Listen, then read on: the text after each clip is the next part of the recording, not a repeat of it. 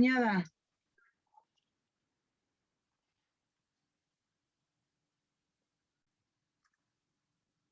¿Sí me oíste? Es la raíz.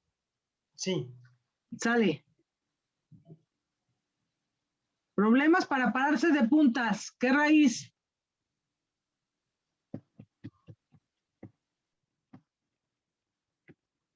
¿Qué pasó?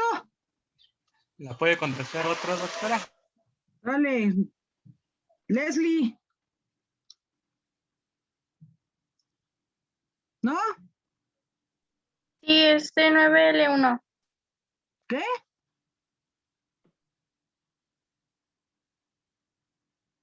¿Qué dijiste, Leslie?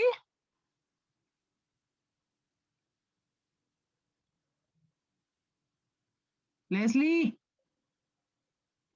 Doctora. Sí. Es que tengo que salir un momento a recoger el medicamento ahorita para regresar Sí, está a la bien. clase. Sí. ¿Qué pasó, Leslie? ¿Qué contestaste? Ay, Leslie ya no está. Bueno, ¿quién contesta? ¿Es L5? No.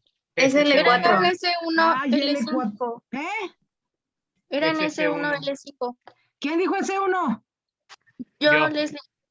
S1, claro, S1. Cintia, ¿qué tendón está sin funcionar? ¿Cuáles son los músculos que te paran de puntas?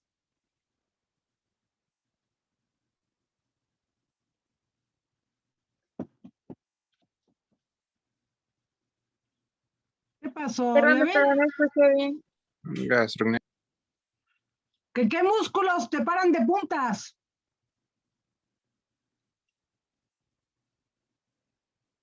¿No? ¿Los A ver, gemelos? Sí. ¿Qué tendón? ¿Se insertan en qué tendón?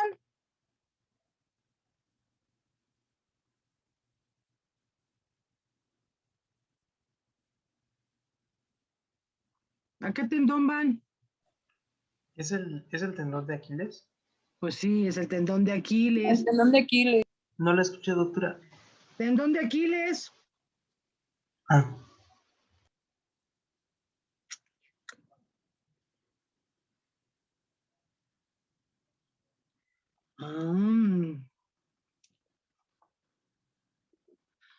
A ver, Cristian, ¿sí estás? Sí, aquí estoy, doctora. Paciente con limitación para la extensión completa de la rodilla. ¿Qué raíz se encuentra dañada?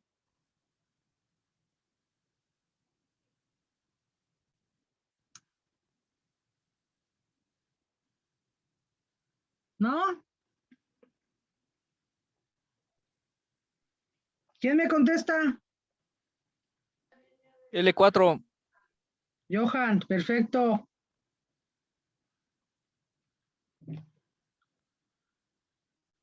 Laisha.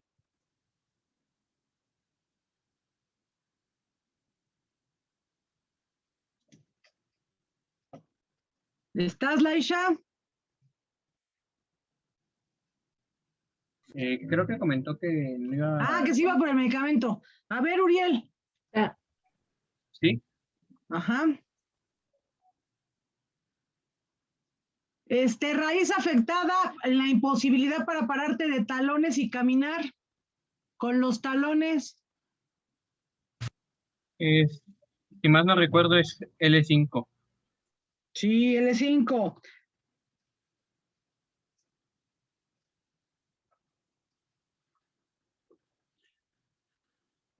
Daniela, ¿qué músculos no están funcionando para pararte de talones?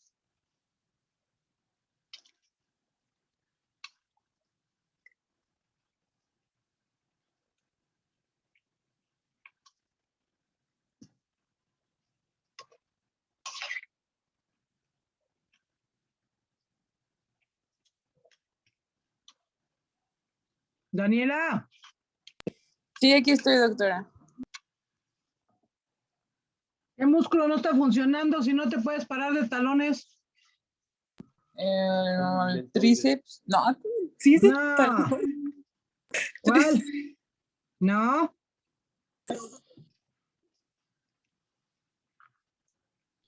¿No es el tibial anterior? Tibial anterior. ¿Quién dijo? Liber. Y también Uriel, ¿no? Sí. A ver, Aurora. Sí, doctora. El signo de la SEG, ¿para qué nos sirve? ¿Qué determina?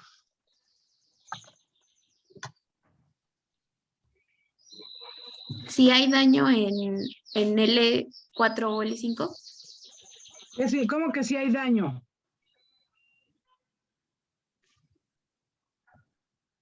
O sea, si está afectada la raíz nerviosa. ¿Cuál es?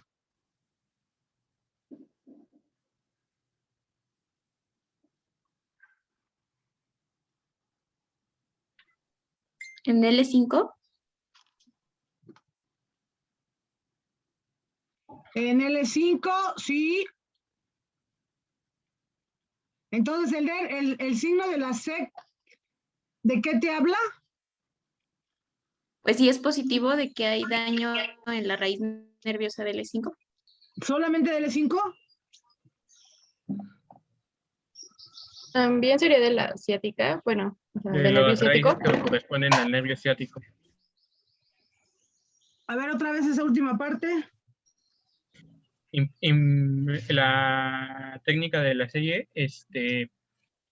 permite identificar si hay alguna compresión en cualquiera de las raíces del nervio ciático.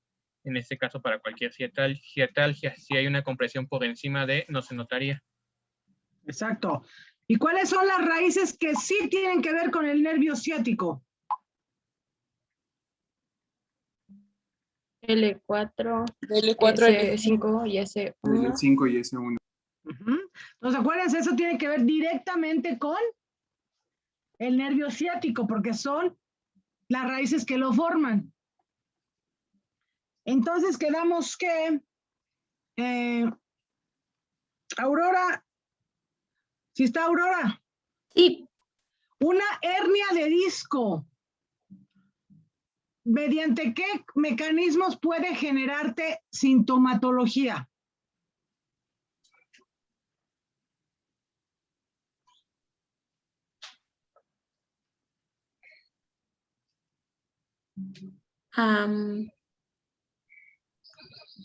¿Qué es una hernia de disco? Primero, ¿verdad?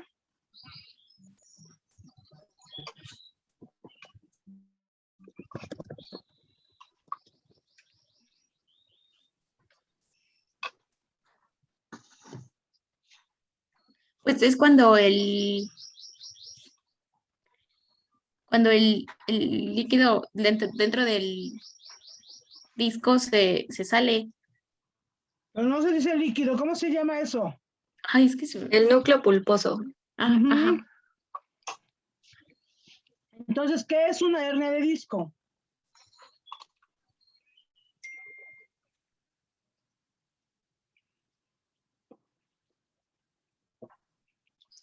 Pues la salida del núcleo pulposo del disco vertebral. ¿Y por qué se sale?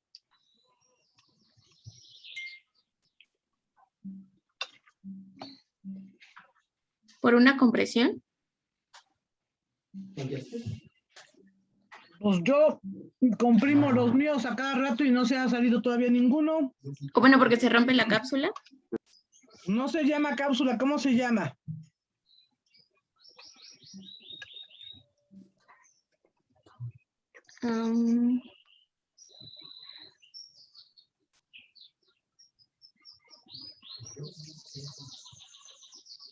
¿Cómo se llama? ¿Quién me dice? Anillo fibroso. Anillo. Entonces se llama anillo fibroso y lo de adentro se llama núcleo pulposo. Y para que se haga una hernia de disco, tiene que romperse el anillo fibroso.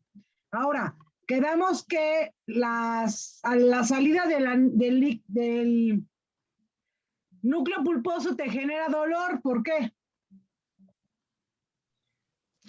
O que eso puede ser por compresión hacia la raíz o irritación por el contacto del líquido que contiene el disco,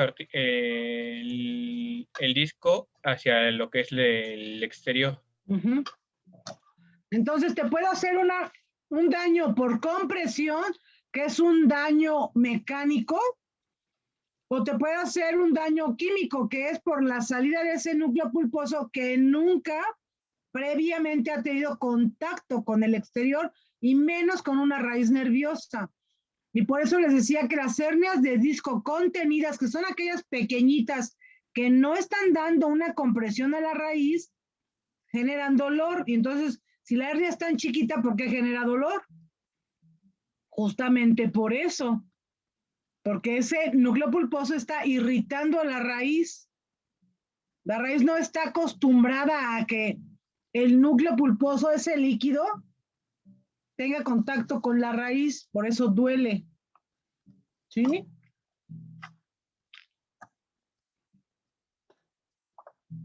Luis. Sí, doctora. ¿Qué es una espondilolistesis?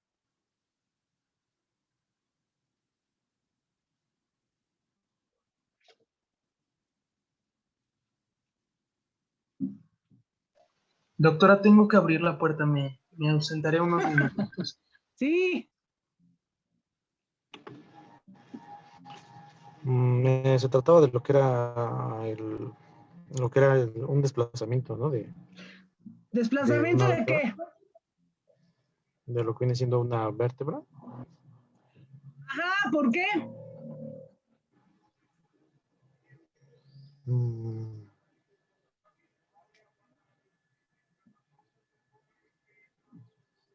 Pues puede ser una de las causas por un trauma, por un traumatismo o algún deporte. No. O sea, ¿qué ocasiona que la vértebra se desplace?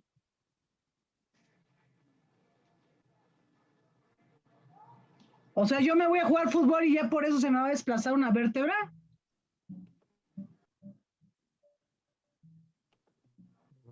No tan. Entonces, ¿qué es lo que pasa? ¿Puede ser por un desgaste del cartílago? No, oiga, eso ya se los expliqué. Oigan, ¿ya ven cómo son? Por la hernia. ¿Cuál hernia?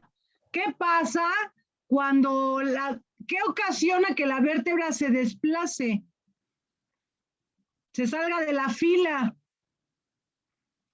Una inestabilidad. Por una inestabilidad, pero ¿quién genera esa inestabilidad? ¿Qué pasa? La Que la vértebra se deshidratación empieza a del desplazar, ¿eh? disco, la deshidratación del disco intervertebral genera una inestabilidad. ¿La qué? A ver otra vez, Uriel, ¿qué? La deshidratación del disco intervertebral. O sea, eso. O proceso de edad. ¿Eso genera el desplazamiento de la vértebra? Generaría un desequilibrio, el cual terminaría haciendo que los ligamentos pierdan parte de su... que no sostengan lo suficientemente bien la vértebra y ésta se desplaza hacia adelante. No. También puede estar ocasionado por una fractura. No, porque lo que ocasiona, a ver, ¿qué les dije? Un disco intervertebral se deshidrata. A ver, Carlos. ¿Sí o no? Lo que podría generar. A ver. Escucho. Sería por un proceso degenerativo, ¿no? O sea, porque es en edad avanzada, la mayoría de los casos. No, también les dije que hay displásicas, son de los jóvenes. ¿Se acuerdan del perrito de las vértebras? Sí. ¿Qué le pasa al perro? Una fractura del paso articular. Se le rompe el cuello. Exacto. Para que la vértebra se desplace, no es suficiente que el disco se deshidrate. Cuando el disco se deshidrata, lo único que pasa es que te haces más chaparrito, porque las vértebras pierden distancia una de otra, y es lo único que pasa. Pero si se rompe la pars articular o se elonga, como ocurre en la gente joven, que no se fractura pero se alarga, eso genera un desplazamiento de la vértebra. Ese desplazamiento de la vértebra se le llama espondilolistesis. Y si es en personas adultas, es una fractura de la pars. Y si es en gente joven, puede ser una displasia de la pars que hace que se elongue.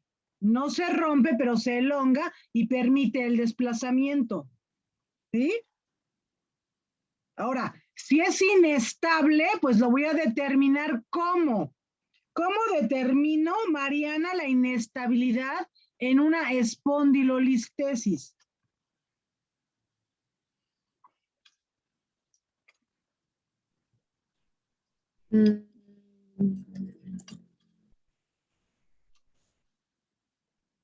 Ay, no me acuerdo. ¿Cómo? ¿Cómo determino si es estable o inestable? Exacto.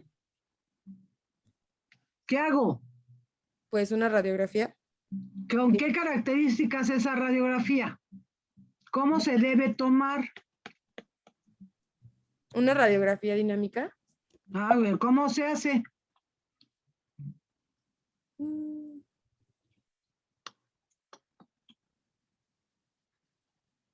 En distintas posiciones.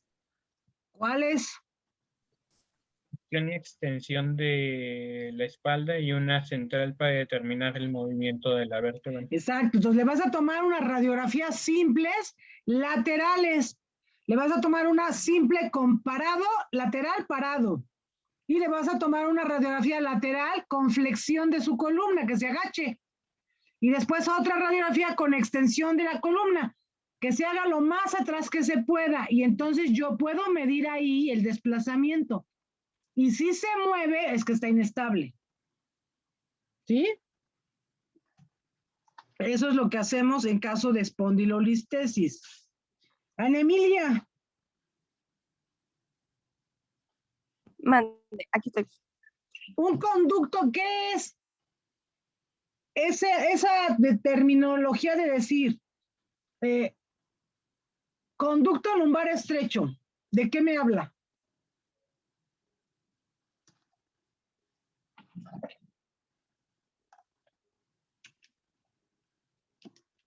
Ah, pues de la estrechez del canal medular.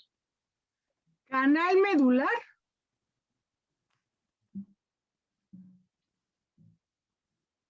Sí.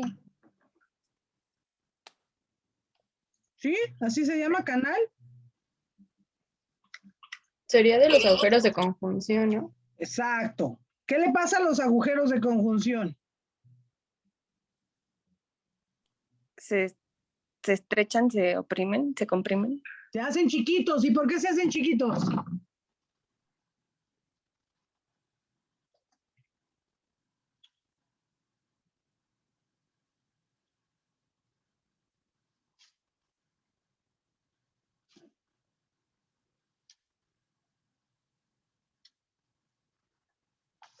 No sé, ¿se degeneran? Por la edad. ¿Se disminuye el tamaño? Sí, se disminuye el tamaño, pero ¿por qué? A ver, Carlos, ¿por qué se disminuye el tamaño? ¿Qué pasa? Por la edad. ¿Pero qué hace la edad? Los va deshidratando. ¿A los agujeros de conjunción? Bueno, va haciendo que pierdan su forma. Ajá, ¿por qué?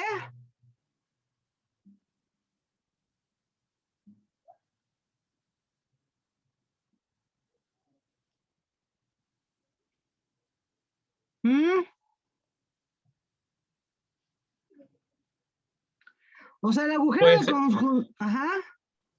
Puede ser por una deshidratación del disco articular que al momento de irse reduciendo, va disminuyendo la luz de los agujeros de conjunción. Exacto. O también puede realizarse por procesos de formación de nuevo hueso que esté disminuyendo la zona del agujero de conjunción para formar nuevo hueso. ¿Sí? Entonces, se deshidrata el disco, la vértebra desciende, disminuye la distancia entre vértebra y vértebra y obviamente eso hace que el agujero de conjunción se limite, sea más pequeño. Y si aparte esa inestabilidad hace que el organismo produzca más hueso, pues el agujero se va a hacer todavía más pequeño. Y eso es a lo que le llamamos conducto lumbar estrecho. ¿Por qué no le decimos canal?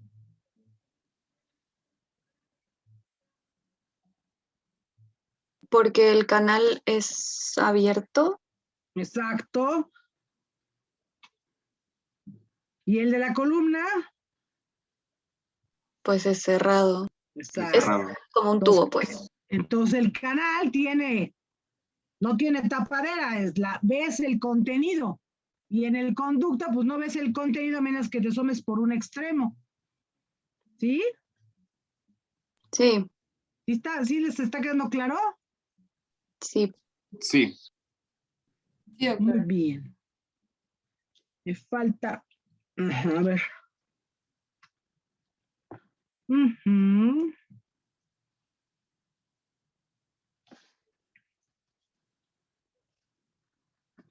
A ver, Suyeli. Ya la última pregunta de esto. Sí. ¿Qué radiografías me son útiles y en qué posiciones y con qué características las debo pedir para ver la región lumbar? Radiografía en proyección anteroposterior y debe de verse pues lo que son las 5 vértebras lumbares. ¿Sí? ¿Qué más? Y también se tiene que ver el conducto, si no pues está mal la placa. Entonces, las proyecciones, ¿cuáles son? Anteroposterior y... ¿O te es suficiente solo la anteroposterior? La oblicua. La oblicua. ¿Y para qué le sirve la oblicua?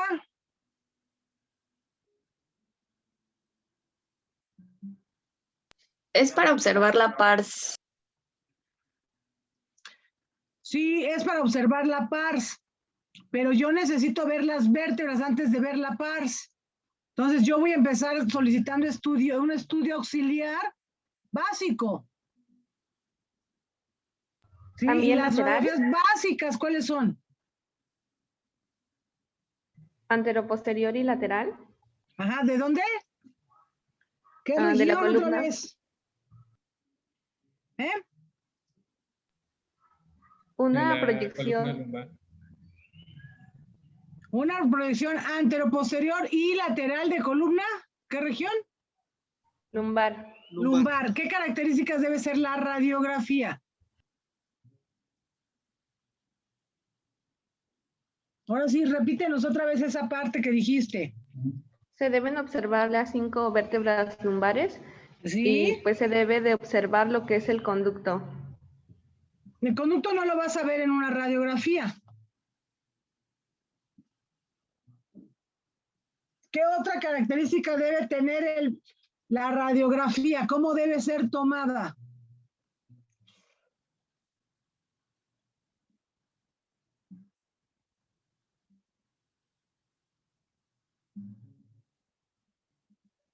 El paciente está acostado, está parado, está agachado, ¿cómo? Debe ser dinámica, tanto en flexión como en extensión. Sí, pero esas radiografías son especiales, ¿para qué? Espondilolistesis. Exacto, entonces yo quiero ver primero, pues la columna de frente y de lado, entonces, ¿qué condición debe tener el paciente? En bipedestación. Debe estar parado y sin zapatos. Si yo solicito radiografías de columna lumbar y al paciente lo acuestan para tomarle las proyecciones, no me sirve. ¿Sale? No sirve, tiene que ser parado o parada.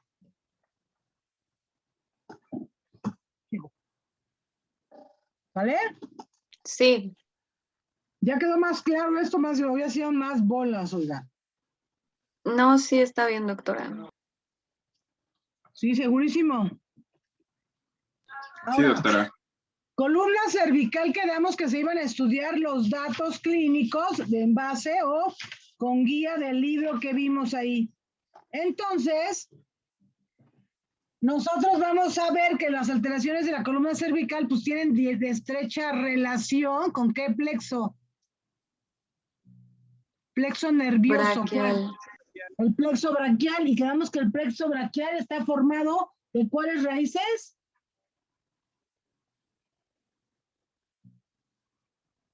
C5, C6, C7, C8, T1. C5, C6, C7, C8 y T1. Perfecto. Entonces, cuando nosotros tenemos problema de columna cervical, la misma patología que la región lumbar no cambia. Es también por un conducto cervical estrecho o por una hernia de disco o por una listesis. Solo que en la columna cervical no le decimos espondilolistesis, sino le decimos luxación facetaria. Y puede ser unilateral, porque acuérdense que todo esto aquí es en parejas. Puede ser una luxación facetaria unilateral, donde el desplazamiento de la vértebra es de la mitad del tamaño del cuerpo. O una luxación facetaria bilateral, en donde el desplazamiento de la vértebra es prácticamente del 100%, o sea, se sale completamente de la fila. Pero ¿cuál es la gravedad de esto? A ver, díganme. En caso de una luxación facetaria bilateral, díganme, tradúzcanme el daño que le genera al paciente una luxación facetaria bilateral.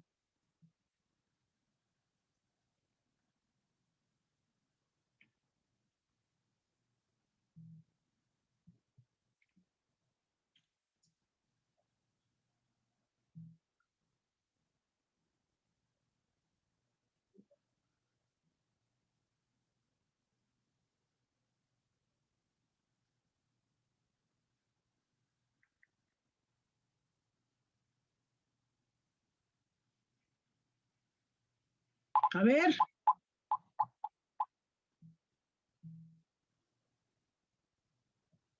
Doctora, creo que no la escucho.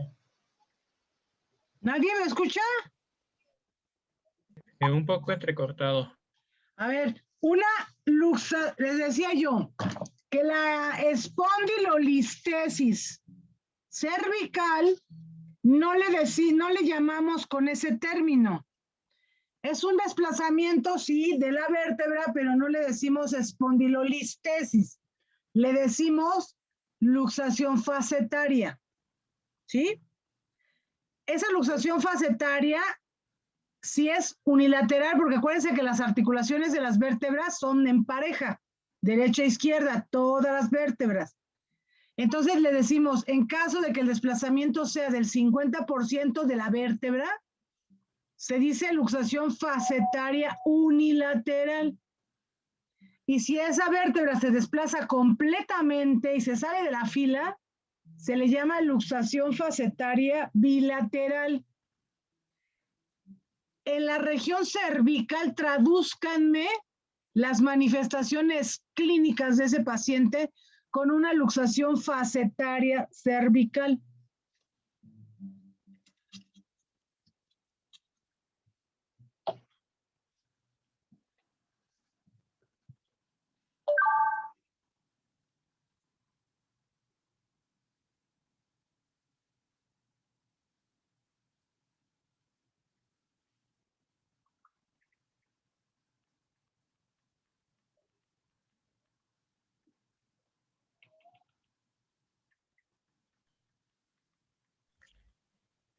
Podría ser un dolor radicular e irradiado a las zonas de compromiso de la raíz que esté siendo afectada. A ver, otra vez. Imagínate la vértebra totalmente desplazada. Clínicamente, ¿cómo está el paciente? Pues es que puede haber sección medular. Exacto. Hay una sección medular. ¿Y entonces qué pasa con el paciente?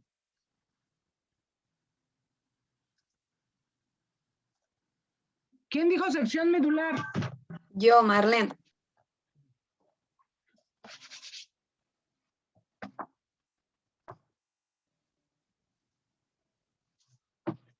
Entonces, ¿qué pasa con el paciente? Si tiene una sección medular, ¿qué pasa con el paciente? Pues va a haber parálisis de ese nivel para abajo. Exacto. Entonces, una luxación facetaria bilateral en columna cervical, o más bien ya es pleonasmo. Obvio, si es una luxación facetaria, tiene que ser cervical. Entonces, esa luxación facetaria bilateral se traduce en lesión medular completa. ¿Sí? Sí. Porque está apachurrada la médula. En zonas cervicales, médula. Entonces está comprimida y, por supuesto, comprometida toda la función sensitiva y motora del nivel dañado hacia abajo. ¿Sí? Pero también existen las patologías no tan graves, degenerativas, por ejemplo, como una hernia de disco. Y entonces, una hernia de disco, lo más frecuentemente dañado, las hernias de disco de L5, de C5, C6, C6, C7, son las zonas de mayor daño y son las que generan pues la sintomatología dolorosa en los pacientes que tienen ese problema. Entonces, si yo tengo una hernia de L4, entre L4 y L5, ay tonta, entre C4 y C5, ¿qué raíz se encuentra comprometida? C5. Entre C4 y C5. C4. C4. ¿Cuáles son las manifestaciones clínicas? ¿Qué músculos no funcionan? Pues de miembros superiores.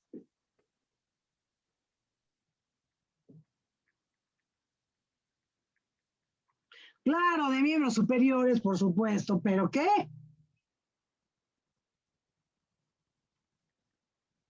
Doctora, ya me confundí. ¿Las raíces en plexo cervical salen por debajo o por arriba? Salen por arriba, todas salen por arriba, pero son, acuérdate que tienes 7 vértebras y tienes 8 raíces u 8 pares de raíces, ¿no? Entonces, eso hace que todas las raíces nerviosas desde C1 emerjan por arriba de la vértebra, pero la última par de raíces, que es C8, pues ya le toca salir por debajo de la vértebra, porque ya no hay espacio. O sea, entonces le toca salir por abajo de C7. O sea, entonces... Y de ahí hacia abajo, todas las demás salen por abajo. Entonces, entre la vértebra C4 y C5, el daño está en C5. ¿Entre C qué? ¿Otra vez? Si está el daño entre C4 y C5, la raíz nerviosa que está dañada es C5. Sí, exactamente. Ah, ok, es que me confundí ahorita. Ajá, así, justamente así es.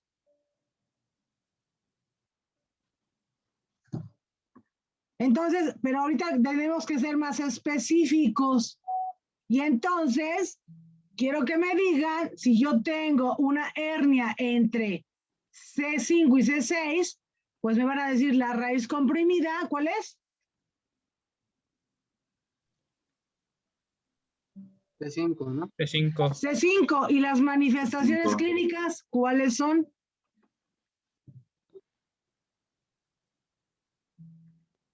Se van a reflejar en el área del hombro. En el hombro, va a haber pérdida de aducción del hombro. C5, sí. C5 es una raíz, sí es sensitivo motora. Entonces, ¿tienes limitación para? Aducción del hombro. ¿Qué movimiento es? Perdón, abducción. Exacto. Sí. No puedes abrir tu alita, ¿no? Sí. Ajá. ¿Y la sensibilidad en dónde la buscas? Pues sería en la cara lateral. ¿De quién? Del brazo. Exacto. Por ahí por donde te ponen las vacunas, a esa zona corresponde C5. ¿El deltoides, entonces? Ajá. Ah, Luego, si yo tengo una compresión de la raíz C7, ¿qué manifestaciones clínicas tengo? Se llena en el antebrazo, ¿no? Como Debilidad en el tríceps.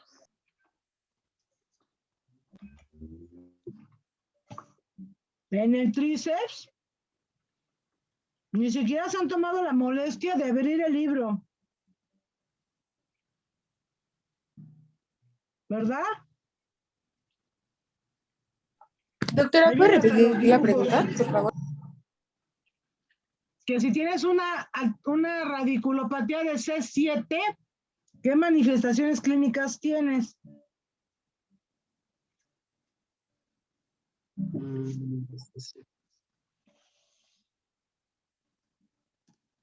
¿La extensión del brazo? La extensión del brazo, Bueno, del codo. del codo, Sí. ¿con qué músculos extiendes el codo? El tríceps, principalmente. Tríceps braquial. Bíceps braquial. No, No, tríceps. El no, tríceps y menos. los flexores y extensores de la mano. C7. ¿Qué músculos son específicamente?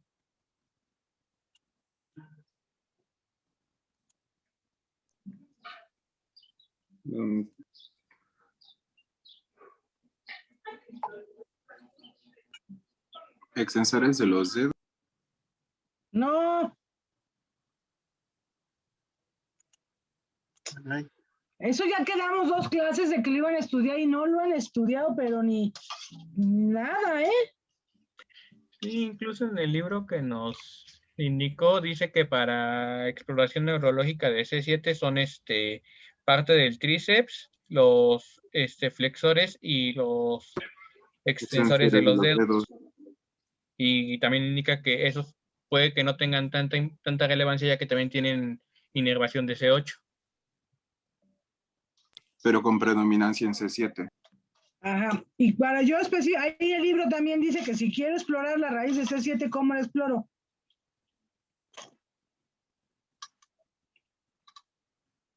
se evalúa el reflejo braquiorradial. Es una de esas. ¿Y qué más? ¿Qué músculos?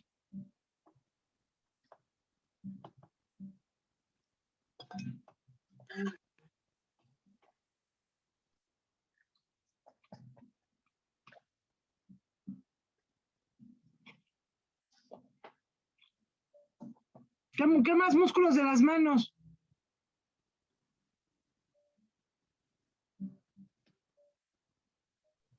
El flexor radial del carpo.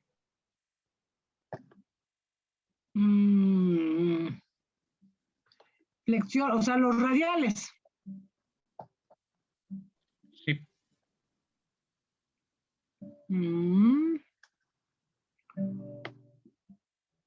Sí, la desviación radial.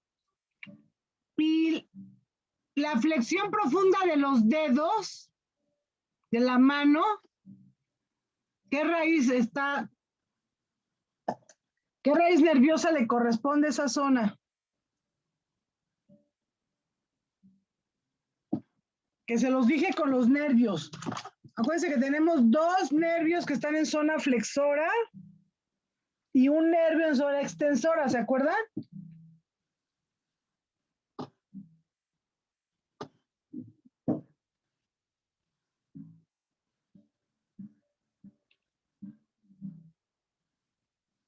¿Sí se acuerdan o no? Eso sí, no me acuerdo. ¿Cuáles son los nervios? Los nervios que se encuentran en la zona 2 en la zona flexora de la extremidad torácica y 1 en la zona extensora. Flexor medial y extensor radial. No, qué nervios. El mediano, Ajá, ¿qué otro? el radial, ¿Qué otro? El cubital. Exacto, el esos cubital. 3 nervios, el mediano y el cubital son de la zona, ¿cuál?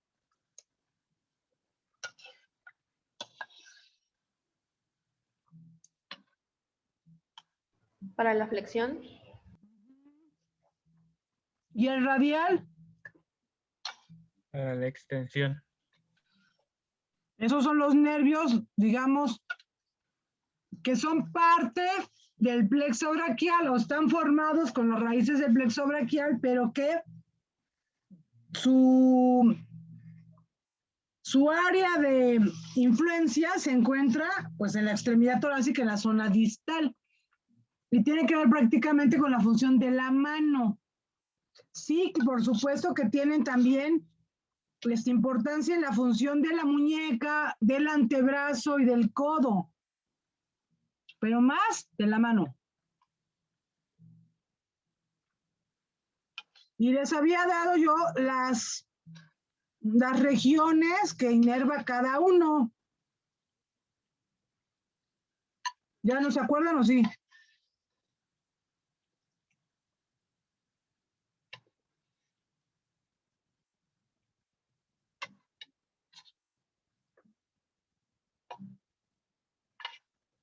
¿Sí o no?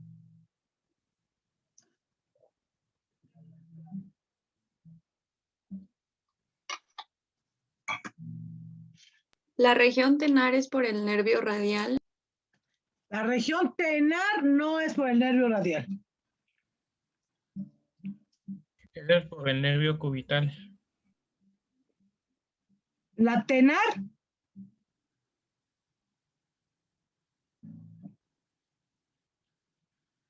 A ver, Uriel. No era la hipotenar la que era para nervio cubital. ¿Y la tenar?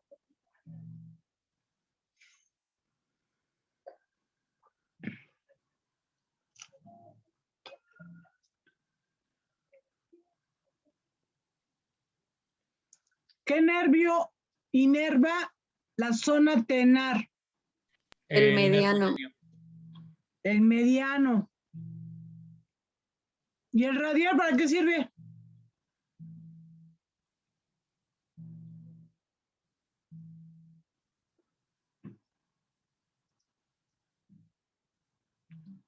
¿Es para el dorso?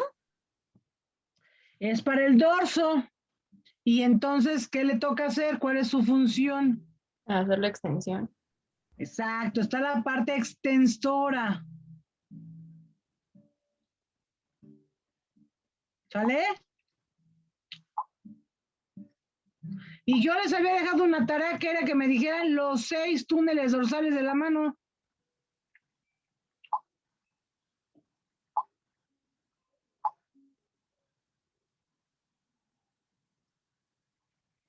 ¿No?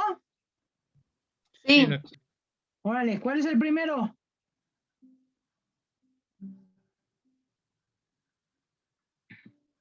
El extensor corto del pulgar junto con el abductor largo del pulgar.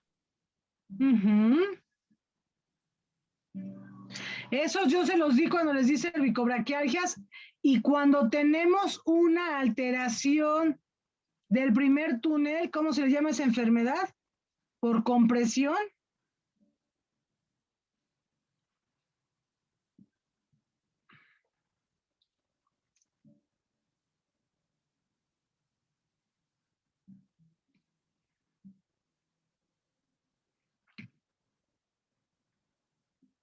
¿Síndrome del túnel del carpo? No. No me acuerdo, doctora. A ver, los otros 14 tampoco se acuerdan.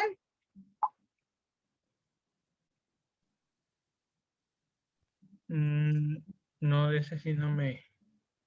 Hasta les dije, hay una maniobra que se llama maniobra de Filkenstein, que es para ver si hay una tenosinovitis del primer túnel dorsal.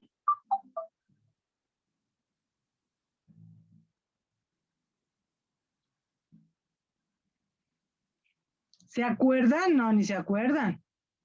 Que les dije, se llama síndrome de Kerbein. ¿Sí o no? Sí. Ah, ¿verdad? Es el segundo túnel que lleva. Al extensor radial largo del carpo y al corto del carpo. El segundo lleva los dos radiales, ¿no? El largo y el corto. Sí. El tercero. Extensor largo, Extensor largo del pulgar. Listo. El cuarto. Extensor común de los dedos, extensor propio del índice y meñique. extensor propio del meñique. Ese es el cuarto. Quinto. Es el extensor del dedo del meñique. Pues sí, ese no va junto con el cuarto.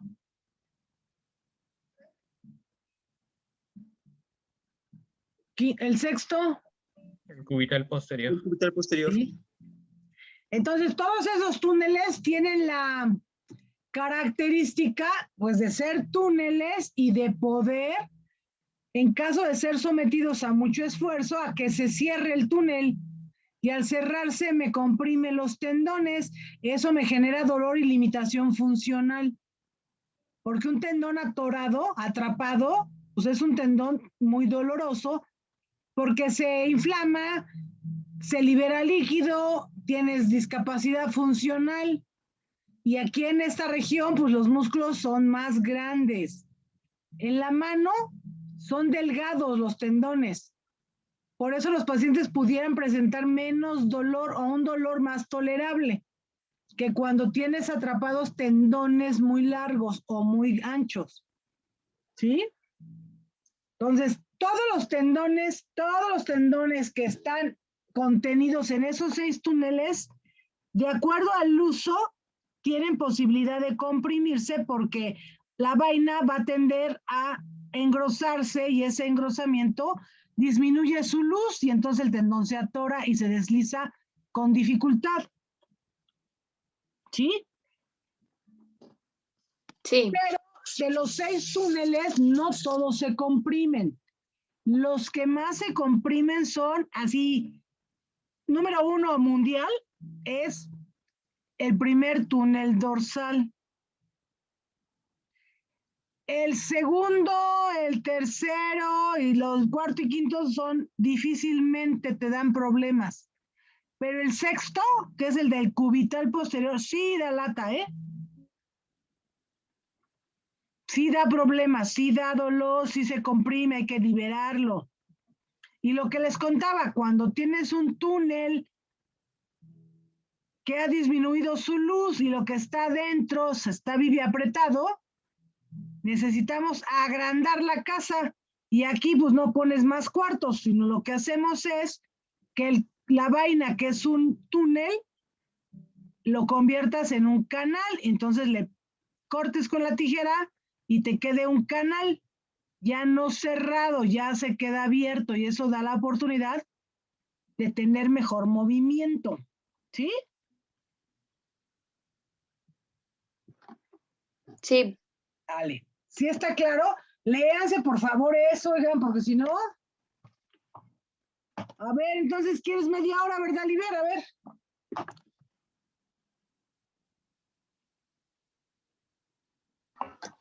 Perdón, doctora. Digo que quieres media hora, ya es media hora. Sí, doctora, gracias.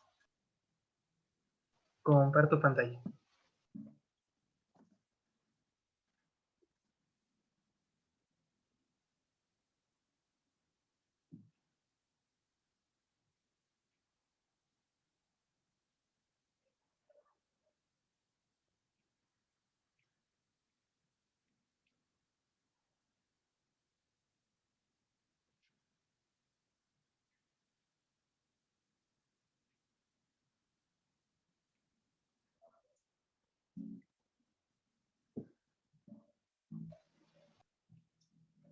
Compañeritos, ¿pueden ver mi pantalla? Sí, ya se Sí ve. se ve. Bueno, creo que hablar de la exploración física y en específico em, de las maniobras de exploración es muy importante. Yo tuve la fortuna de tomar clínica completamente presencial porque yo la tomé un semestre antes que ustedes y me parece que ustedes la tomaron justo cuando se dio todo este caos con la pandemia. Entonces creo que vale la pena rescatar un poquito de ello, justamente porque vamos a, como médicos generales en el internado, en el servicio y en nuestra práctica, pues nos vamos a encontrar con distintas manifestaciones y tenemos que realizar una preevaluación de lo que estamos percibiendo frente al paciente. No podemos adivinar la lesión o el problema en el que estamos, pero con las pruebas de exploración física nos podemos dar una idea. Entonces, pues nada más, esto es un pequeño recordatorio de cómo es el proceso diagnóstico. El libro de examinación clínica ortopédica de Netter está muy bueno. Basé la presentación en ese libro, si quieren se los paso. Ese libro marca el proceso diagnóstico en 3 etapas: en la preevaluación, en la evaluación y la postevaluación. En la que, bueno, tenemos que la exploración física no es confirmatoria, sino que nos brinda a nosotros como médicos tratantes información que nos sugiere pruebas, las pruebas que tenemos que hacer, qué radiografías, eh, qué estudios, qué es lo que sospechamos, ¿no? Entonces, empezaremos con hombro. Tenía pensado tener listo para hoy lo que son todas las maniobras, pero si ustedes pueden recordar, pues son como más de 50, ¿no? Si nos damos ya de lleno, pues hay para dar y prestar. Pero vamos a empezar con hombro. La prueba más común es la prueba de rascado de API. No se preocupen si llegan a ver mucho texto porque en las diapositivas siguientes tengo un video para cada maniobra. Y pues bueno, en esta prueba el paciente debe de intentar tocar los bordes superior e inferior del borde medial de la escápula. El test va a ser positivo al haber dolor y nos va a sugerir afectación del músculo supraespinoso, del músculo infraespinoso y del músculo redondo menor. Quiero hacer una pregunta y a quien me la responda, le voy a disparar un chiclito cuando nos veamos y regresemos de clases virtuales. Estos 3 músculos, ¿de qué estructura forman parte? El manguito rotador. Manguito rotatorio. Sí, del manguito rotador. Muy bien. Bolsa de todo, ¿eh? Una bolsa de chicles ¿Mande? a todos. Pues te va a tocar comprar una bolsa de chicles. Sí. Y bueno, va a ser negativo, o sea, no va a haber dolor. Y aquí tenemos un video con el que nos podemos apoyar. Uy, perdón. De repente doy dadazos bien feo y ahí está.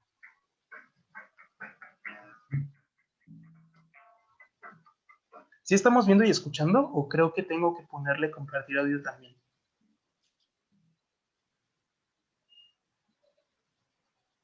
Es que está en pausa. Pero ¿sí estaban escuchando el video? Se escuchaba como bajito. Entonces espérenme tantito.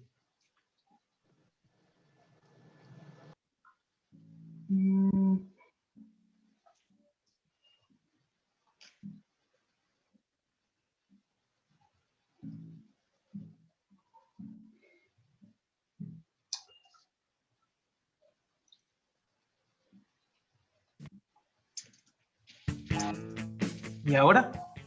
Hola amigos, bienvenidos un día más a Sí, nuestro ya, canal. Soy Pablo Aparicio, director de Forfisio, Formación en Fisioterapia y Salud.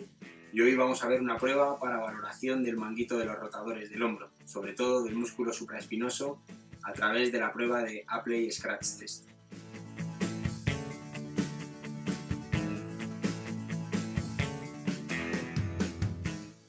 Para valorar el manguito de los rotadores, le pediremos al paciente que lleve su mano hacia la escápula contralateral con un movimiento de ABD y rotación externa. Adelante.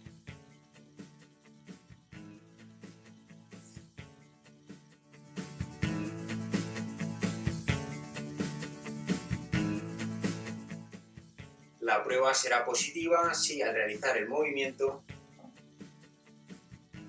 el paciente refiere dolor en la cara superior del hombro.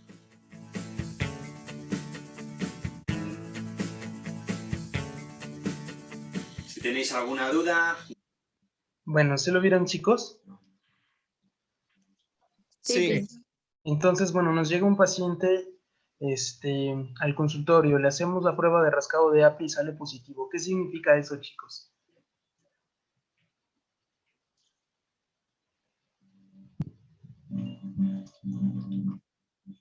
Si el test es positivo, entonces, ¿qué nos va a sugerir?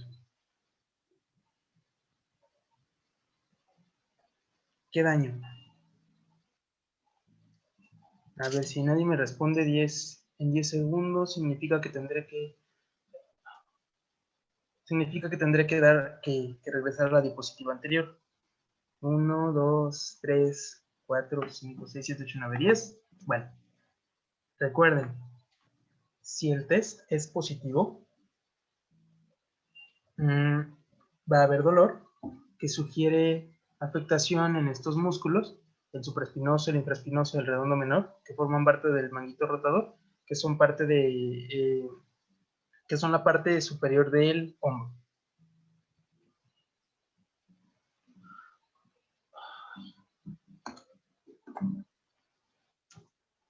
Y bueno, pasamos a la siguiente maniobra. Oigan, tengo una idea. ¿No le gustaría a alguno de mis compañeros ayudarme para la próxima clase algunos casos clínicos en los que podamos involucrar estas maniobras? ¿Alguien?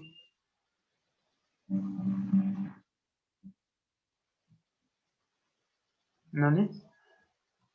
Bueno, si no, yo se las... No, ¿puedes repetir lo que necesitas? Es que no te escuché bien. Hacer alguno que otro caso clínico en el que podamos integrar estas maniobras para que las relacionemos y las tengamos más claras.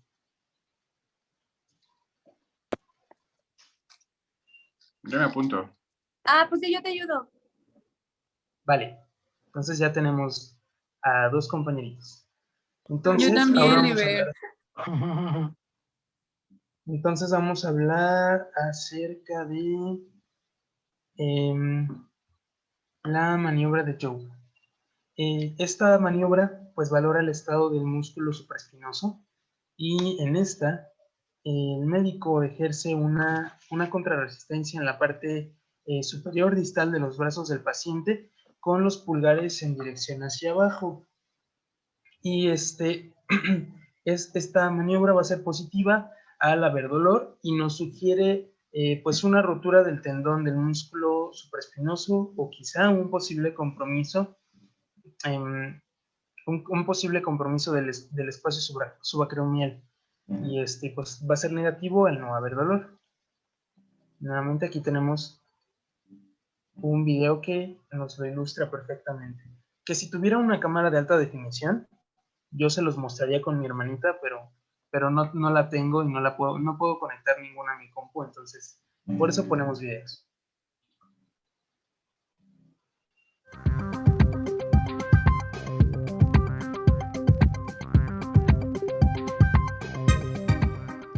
Prueba de Joe. Esta prueba valora el estado del músculo supraespinoso. Nuestro paciente se encuentra sentado o en bipedestación y el terapeuta posteriormente al paciente en bipedestación. La posición del paciente debe ser hombros abducidos 90 grados, en rotación interna, con flexión horizontal de 30 grados, los antebrazos pronados y los pulgares en dirección hacia el suelo. El evaluador colocará sus manos en la parte superior distal del brazo y le solicita al paciente que mantenga esta posición mientras él ejerce una fuerza descendente en dirección hacia el suelo.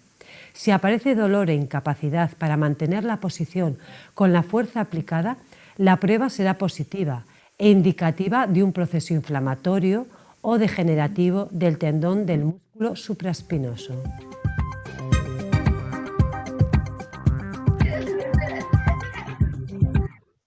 ¿Lo vieron, chicos? Creo que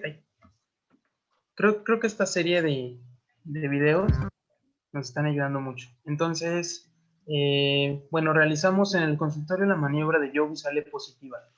Entonces, ¿qué significa? ¿Qué nos sugiere? Puede ser la rotura del músculo supraespinoso o compromiso subacromial, ¿no? Vientos, justo como lo acabamos de mencionar aquí. Y ahora pasamos al test de Paté o de Humboldt. Y este test va a ser para evaluar al músculo infraespinoso y al músculo redondo menor. Va a resultar positivo al haber dolor y nos va a sugerir afectaciones en el músculo infraespinoso y en el músculo redondo menor. Va a ser negativo nuevamente al no haber dolor. Quise hacer mucho énfasis en esto de que es positivo o que es negativo, justamente porque estoy bastante seguro de que en clases anteriores han llegado a recibir casos clínicos, historias clínicas en los que viene la serie de test o de pruebas o de maniobras que se hacen y si salen positivas o negativas, pero ellas no nos describen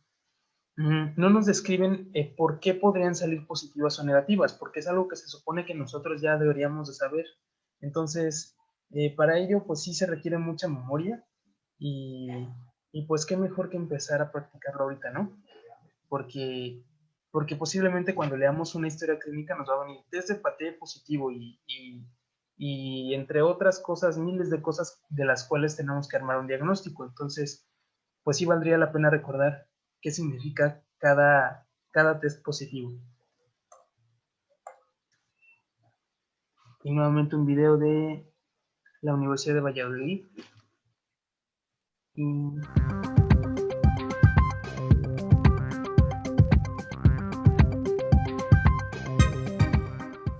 Prueba de Paté.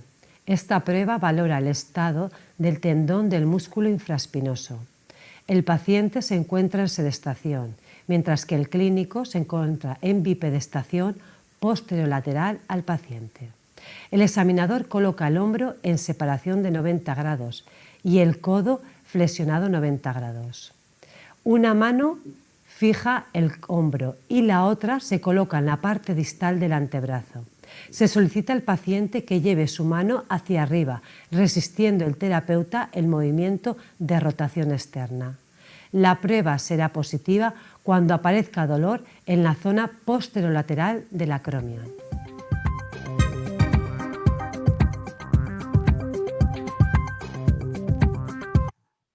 Bueno, ¿sí lo vieron, chicos?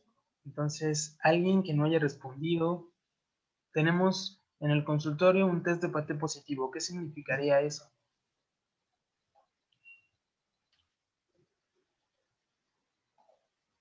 Pues puede tener afectado el redondo menor y el infraespinoso. Efectivamente. Vientos. Y bueno, continuamos. Ahora hablaremos del test de Gerber, que es para evaluar al músculo subescapular, el cual va a ser positivo al paciente no poder separar la mano de la espalda o al aparecer dolor en la zona subescapular. Nos va a sugerir afectaciones en el músculo subescapular y cuando es negativo, pues obviamente no hay dolor, no hay mayor problema. Ay, no. Creo que se quedó en el otro archivo. Ay, creo que falta video para el test de Gerber. Déjenme ver un segundo.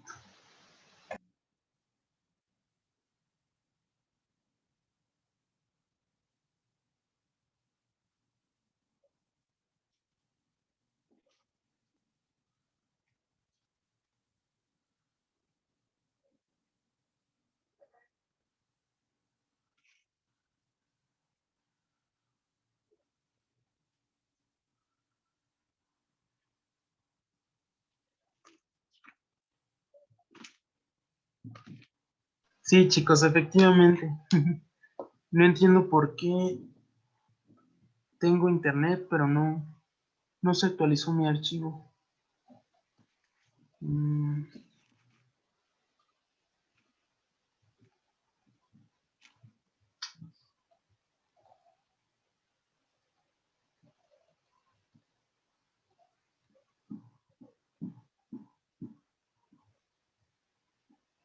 Ay, también quiero.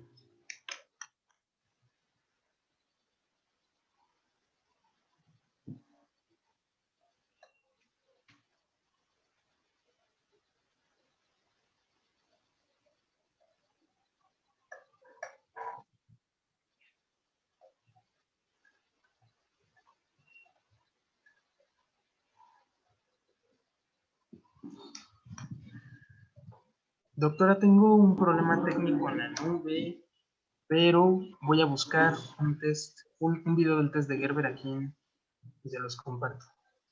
Sin mayor problema. Ajá.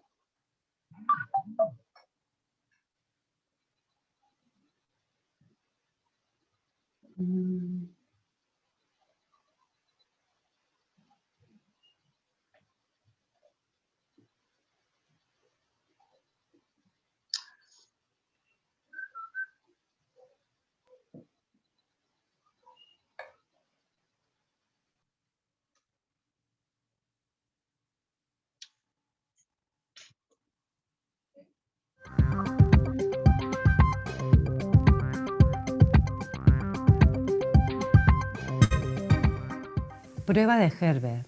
Esta prueba valora el estado del tendón del músculo subescapular. Colocaremos a nuestro paciente en sedestación y el terapeuta en bipedestación posteriormente al paciente.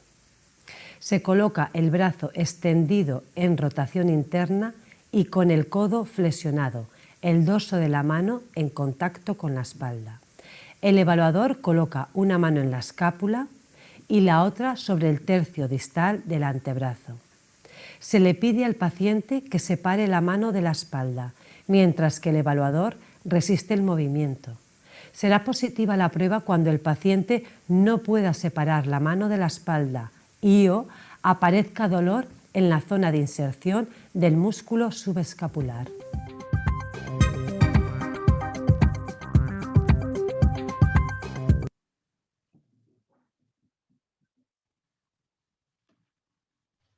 Creo que estaba silenciado. Bueno, chicos, entonces, ¿cuándo va a ser positiva la prueba de Gerber? Cuando hay daño en el músculo subescapular. Bien, entonces.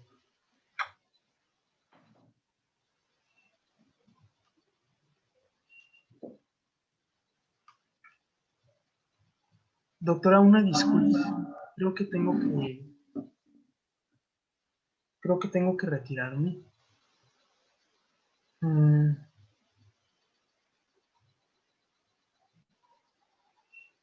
Discúlpeme, tengo que retirarme porque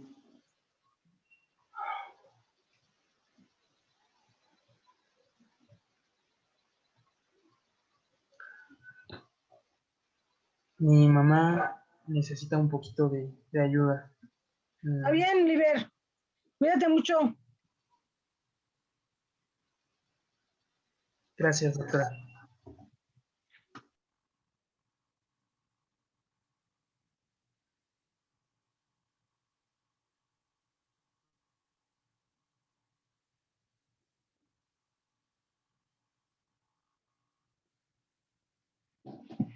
Listo, de las poquitas maniobras que nos hizo favor Liber de enseñarnos, ¿tienen alguna duda?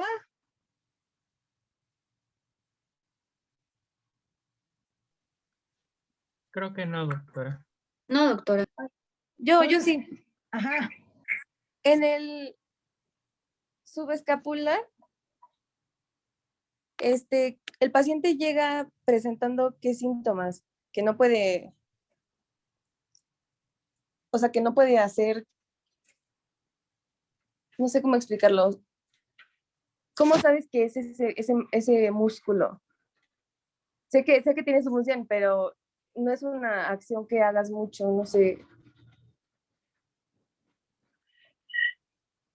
Como que tengas, a ver, repíteme la pregunta porque me distraje. O sea, el paciente se da cuenta que tiene esa lesión de ese músculo por hacer el movimiento de, ¿cómo se llama? De flexión, como, ajá. no sé cómo explicarlo. Como de aducción. Ajá. Pero eso no es un movimiento que solo te das cuenta por ese dolor, o hay otra señal de que ese es el No. músculo. Cuando esos videos, en específico, esos videos que mostró Liber, son videos de gente que se dedica a la fisioterapia. No son videos de ortopedia, pues. Entonces, la manera de cómo explorar y cómo determinar la lesión es un poco diferente. Porque si nosotros tenemos una lesión del mango rotador, nuestro trabajo como ortopedistas es determinar si esa lesión es quirúrgica o no. Si es quirúrgica, la operamos y lo mandamos a rehabilitación. Si no es quirúrgica, lo mandamos a rehabilitación. E incluso hay quien ni lo manda a rehabilitación. La manera de cómo los exploran en fisioterapia es un poco diferente porque ellos descartan. El mango rotador tiene 4 músculos, no nada más es 1 o 2. Las maniobras que ellos hacen, pues las hacen con la intención de anular cierta función de otro músculo del mismo mango rotador para determinar y ser exclusivos si tiene o no una lesión específica. Nosotros sabemos que la lesión más frecuente del mango de los rotadores es el supraespinoso, tan solo por la posición que ocupa en el hombro. Y es el tendón que se encuentra muy cerquita del acromion. Y el acromion, conforme pasan los años, se hace artrósico. Y es artrósico, pues pasa lo que pasa en la columna también, que se forma más hueso y entonces el espacio por donde se desliza el supraespinoso se ve limitado y el músculo, de ser una tendinitis inicial, termina rompiéndose el tendón, dejando una incapacidad severa para la abducción y la rotación del hombro. Entonces dices, pues es que para explorarlo hago posiciones que habitualmente no hago. Entonces, ¿cómo me voy a dar cuenta si tengo una lesión? Es que el paciente no sabe qué lesión tiene. ¿Quién la va a determinar? Pues uno que lo va a explorar y los fisioterapeutas que se van a dedicar a rehabilitarlo para que se integre a sus actividades diarias. ¿Sí? Ahora, el que el paciente tenga cierta lesión, pero que no le limite porque esa actividad no la hace, pues también es válido. Y puede ser que yo encuentre una lesión en donde que no sea completamente limitante y que el paciente me diga, pues sí, pero esos movimientos yo no los acostumbro. Entonces, pues no deseo que se me haga nada porque las actividades que yo desempeño las puedo hacer sin ningún problema. Solo que en algún momento se lesionaron, se recargaron, los jalaron, los empujaron, se recargaron una barda, se cayó. ¿Sí? Entonces son maniobras de discriminación. Quiero saber si es el supraespinoso o es el infraespinoso. Porque la rehabilitación va a estar encaminada a fortalecimiento y recuperación de hábitos, pues, de esa zona. ¿Sí? Me interesa recuperar esa zona porque como ahorita Es la región que sí limita en una vida habitual al paciente y pues necesitamos corregirla.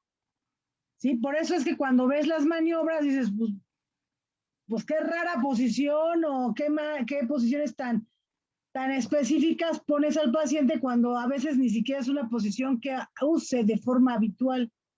Pero es por eso, porque el video es de fisioterapia. Nosotros para explorar hombro necesitamos saber solamente si hay limitación en las rotaciones y en la abducción. Y ya con eso tenemos suficiente información para saber qué vamos a hacer. Porque si lo operamos, pues ahí le revisamos todo.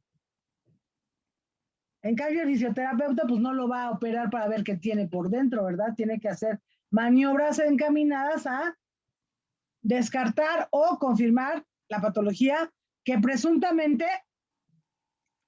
estás diagnosticando pues por la historia clínica de ese paciente. ¿Sí?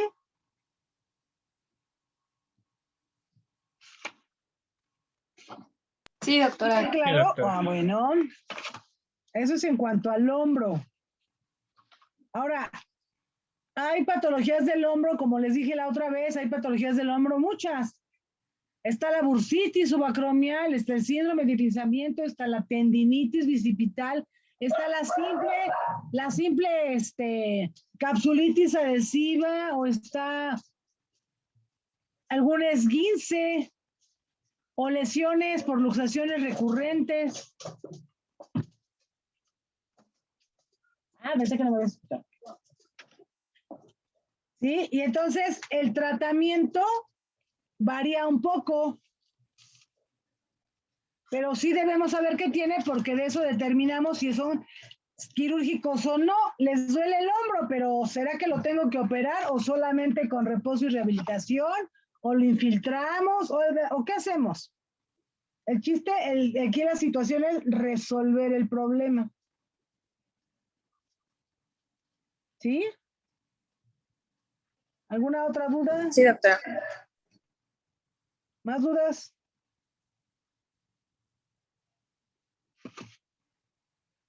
No, doctora. ¿Ya no? No, doctora. Bueno.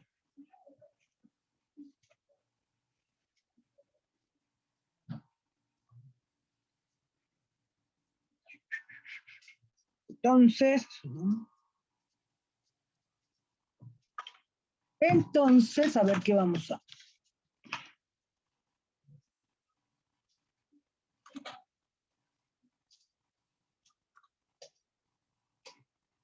No.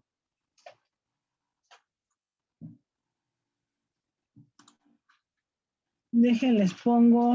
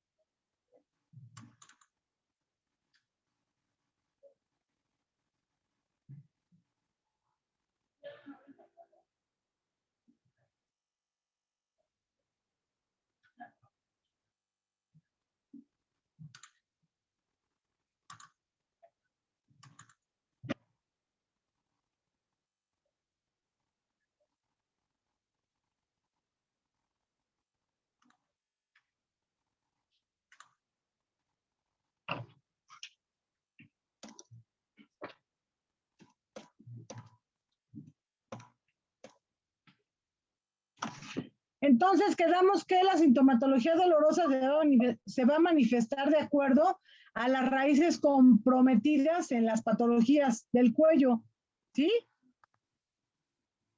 Sí. ¿Y dónde tenemos unas raíces?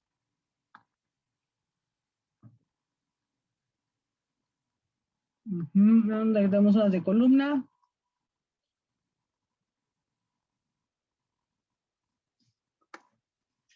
Entonces, nosotros cuando estudiamos la columna cervical, ¿cómo creen que deba ser la exploración física de la columna cervical?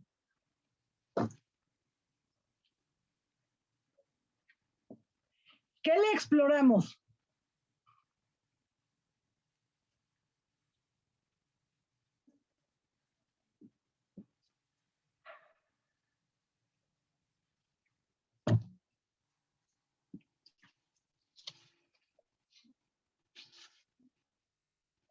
Los rangos de movilidad. Entonces, necesitamos saber cuáles son los rangos de movilidad del cuello para nosotros determinar si hay o no limitación. ¿No? ¿O sí? Sí. Sí. Necesitamos saber cuáles son los movimientos del cuello para nosotros decir, sí hay alteración en eso o no están normales. Entonces necesitamos saber cuántos grados de flexión tiene el cuello, cuántos grados de extensión, si tiene rotación, si hay lateralidad, ¿no? Y a ver, cuéntenme de eso.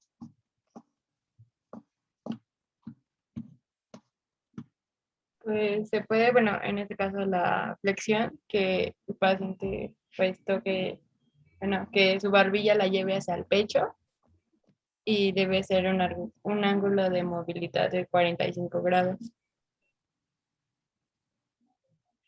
Desde,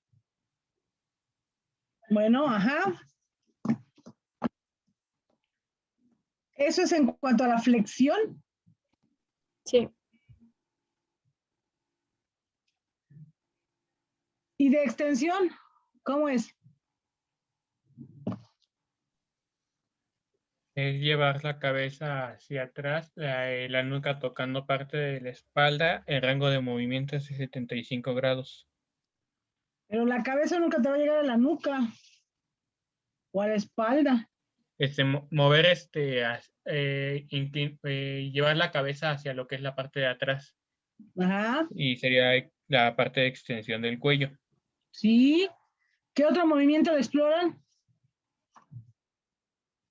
La lateralización. ¿Cómo?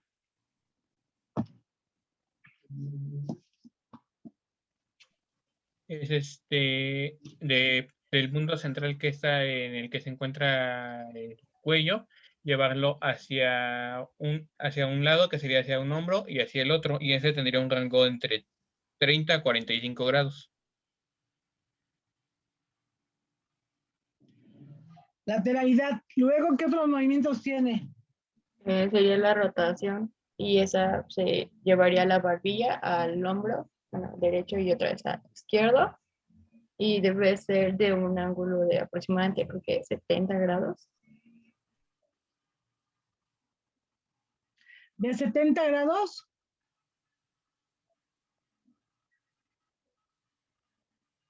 Sí. Ahora díganme, ¿qué otro movimiento tiene la columna?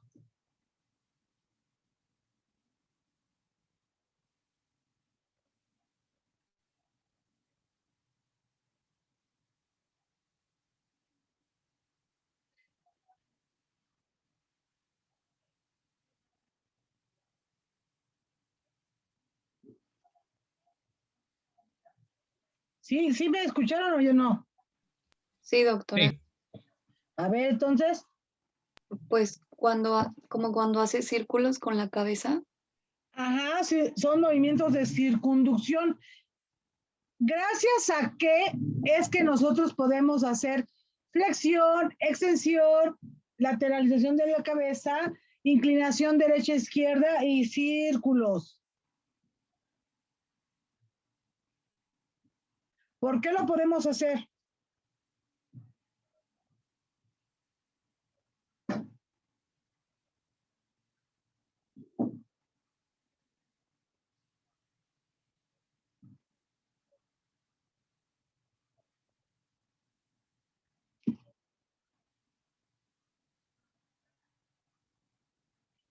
Por la forma que tienen las vértebras verticales. Sí, Entonces, la movilidad del cuello, ¿por qué vértebras en su mayor parte se está dando?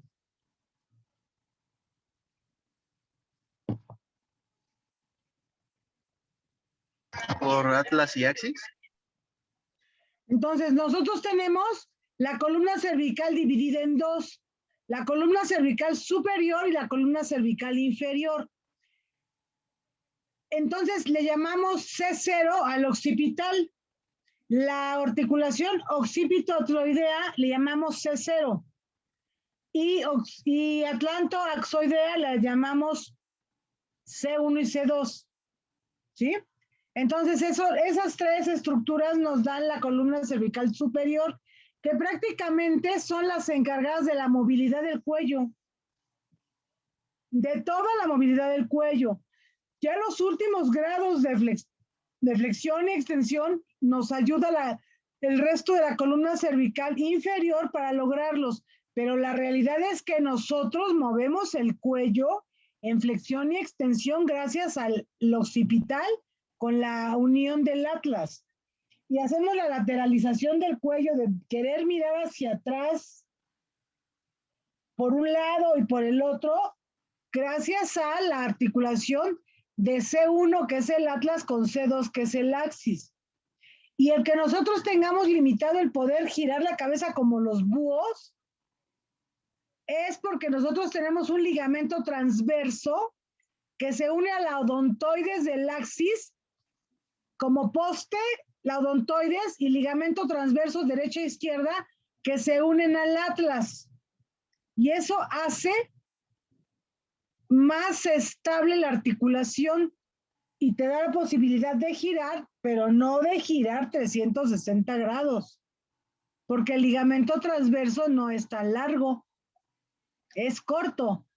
Entonces imagínense el poste al centro y tomando de cada lado del atlas, de cada lado el ligamento transverso para que dé estabilidad a la columna cervical superior.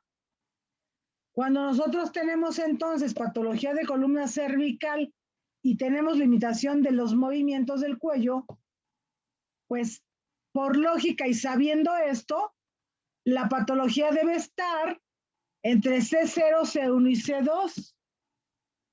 El que el paciente tenga posiblemente radiculopatía, alteraciones sensitivas y motoras de las extremidades torácicas, seguramente va a ser atribuible a la columna cervical inferior, porque ahí acuérdense que ya hay discos y los discos se deshidratan y pueden herniarse o pueden hacer un conducto cervical estrecho y eso genera alteraciones sensitivas y motoras.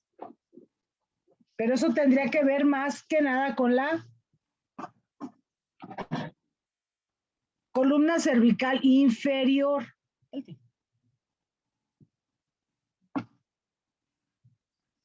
¿Sale? Entonces necesito que se lean eso del plexo braquial para que quede bien claro. O sea, doctora, a partir de C3 ya es columna inferior.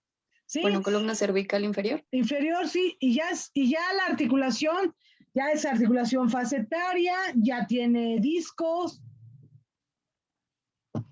Ok, doctora. Pero la superior no. Véanse su libro de anatomía y van a ver que no hay más que la unión de vértebras por ligamentos. La estabilidad la van a generar los ligamentos y no hay disco intervertebral. El atlas es un anillo. El axis es muy estrecho y tiene el odontoides, que es un poste. Y ya a partir de C3, pues las vértebras son habituales con su cuerpo, su parte posterior y entre cada vértebra el disco. ¿Sí? Y además, otra cosa importante es que ¿ustedes creen que haya problemas radiculares en la columna cervical superior?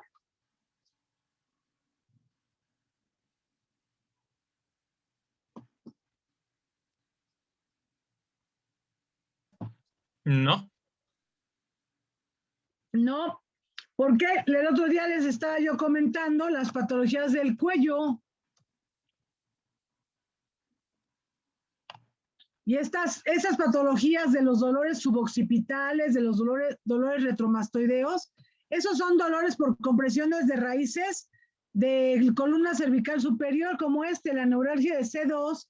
Los problemas no te dan prácticamente en el cuello, sino te están dando en el cráneo o en la base del cráneo. Nosotros vamos a empezar a tener problemas de cervicobraquialgias cuando esté involucrado, ¿qué? El plexo braquial. Exacto. ¿Y el plexo braquial a partir de dónde sale? ¿De qué raíces? De C5 a T1. Entonces, C5 para arriba no es cervicobraquialgia. Es cervicalgia, podría ser, es cefalea, pero no cervicobraquialgia. No alteración del plexo, porque ahí no hay plexo todavía. Ahí hay raíces nerviosas que emergen de la columna, más bien de la médula espinal, emergen a través de la columna, pero no dan cervicobraquialgia. ¿Por qué? Porque no está involucrado el plexo braquial, porque todavía no nace en esas zonas. ¿Sí? Y eso les ayuda a descartar patologías. Si no es ahí, si no es plexo braquial, pues no tengo por qué buscarle plexo braquial donde todavía no hay. ¿Sí? ¿Está claro? Sí, doctora. Vale, pues ya son las 9, ¿verdad? Sí. Qué rápido se va la vida.